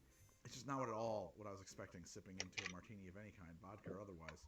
I mean, if you like it, that's what I'm going to go with on this one. If you know what you're ordering, if this is what you wanted, there it is. That's it. Orange butter. That's all I get on the flavor profile there. It's strange how, like, reductive that is. But I guess that's the vodka. You know, vodka carries no real flavor. And then the twist of orange and the Sprite with that lemon lime thing. But, like, that's a strange one. But not terrible. Just, I don't want that terrible. Let me reach into the skull, this head of terrible ideas. What do we got next? It is... Up next on How to Drink, I'm making Kahlua Coke with olives. I kind of want to eat one of these olives. I love stupid olives. I love them. What the fuck? Really made me look like a wimp there. Jesus. Oh yeah. This is gonna be terrible. There's no way this is gonna go well. So I'm not really sure how to proceed here. Sorry, I've never had to make a Kahlua Coke with 2 olives. Or a Kahlua Coke for that matter. I think what I want to do is shake my Kahlua on ice. I think that's what I want to do. Just to get it chilled and diluted. I would shake it with the Coke, but I cannot because the Coke will foam. It'll be bad news. So let's do that. Let's add... Yeah, sure. Let's just do 2 ounces of Kahlua here. Get some ice. Get your glass. Strain my Kahlua into my glass. We're gonna top that sucker up with our Coca-Cola. Again, here we go. Coca-Cola, top it up. We'll get a couple of olives here. Just 2, apparently. Just 2. Stick them on a sword. These are little ones. Where's the big ones? Yeah. And there we have it. A Kahlua Coke with 2 olives. Bottoms up. Kahlua and Coke tastes weird. Oh man, that tastes weird. Alright. You know what that tastes like? You ever been to like a crummy little sleazebag motel? Like you're on a road trip somewhere and you gotta stay someplace for the night. Probably there's like some spot there that's like within spitting distance of the pool if there is one. And they've also got a couple of vending machines and an ice maker, like that little like alcove. This tastes like that alcove. That's what it tastes like. It tastes like stale cigarettes and chocolate and candy. And it's like weirdly not the worst thing I've ever had, but it is also very evocative of exactly Okay, that I hope nothing goes wrong here. where like the tile or gum floor is just like got gum stuck to it, and like there's a flickering Okay, I think it'll dry enough. lamp and like a machine that just ate your dollar. That's what this tastes like. It's a cockroach. There might be a ran from cockroach under or the a vending palmetto machine. bug around, yeah, for sure. Yeah, it's like it's very sweet. It's cloyingly sweet. I don't particularly want it, but that flavor profile combo of a coffee liqueur with a Coca-Cola, not crazy. I think they made like a coffee infused Coca-Cola, so it's not a crazy notion. Here we go now. I'm going to take this sip with a bite of olive to see if they're onto something with that combo. They're not. It just tastes like 2 different things. Honestly, this drink just sort of tastes like sadness. Yeah, it just tastes a little bit like depraved misery, you know, hollowness, the hollow sort of emptiness that we carry in ourselves, that we dare not confront. And here it is, confronting you from this inky black glass with the sword-skewered olive. It just stares right back in your face and bids you drink. Drink deeply of your emptiness. The recap is that these customers weren't nearly as wrong as they were last time, I suppose. The Aquavit Malort Sour, shockingly drinkable. I'd shudder to call it good, but I think it might actually be good. I think it might actually be a good drink. And then something that I just figured would be disappointing was actually just kind of soul-crushing. It was just a miserable hellhole of a drink. Coca-Cola and Kahlua, again, that was something. I had really no expectations when I started to make this one. I just figured it would be a martini with Sprite, but instead it's like this butter orange juice. I don't know. And my gin, old-fashioned. Well, gin old-fashioned's a fine thing. That's, you know, that's just a fact. It's not that weird, actually. I mean, it isn't like a common order or anything like that, I'm sure, but like, there's no reason why you can't make a gin old-fashioned, and it's a fine thing to have. Well, there it is. 5 customers of various degrees of incorrectitude. So if you guys liked this and you liked the last one and you want more of this kind of nonsense, although I don't think that this... I'm not stupid. This didn't get there. This didn't get to the kind of insanity that previous episode did. I know. It just didn't. But I'm not going to fake it for you. It's honest. This was a real thing. But if you want to see more of this, you got to show me what you got. Send me your receipts. DM them to me on Twitter, or send them to info@thisishowtodrink.com or something. So that, you know, hit us up on the social medias that are now appearing before your very eyes, so that we can do part 3 of this. I think that we can do better. I think that there's some worse drinks out there. Just got to get them for me. That is today's How to Drink. Thank you so much for watching, and I hope that you did enjoy the show. You could watch some more of the show. Check those out. Check out all these episodes of the show that I've been making for 6 years here for you this whole time. Just me and you. Alone together. Alright, see you soon. Thank you so much for watching. Bye-bye. This video is sponsored by Klima. Pause. Okay, gonna watch that later while playing some heckin' Stardew Valley before bed. Okay. So far I have carrots, apricots, oranges, apples, avocados, and lemons and limes. And I think they're coming on pretty good. Going very slowly, but that's because it takes me a while to paint things, because painting is hard. And color mixing is hard, and so is shading. At least it is for me, because I'm not used to it. Alright, signing off for now. Goodbye.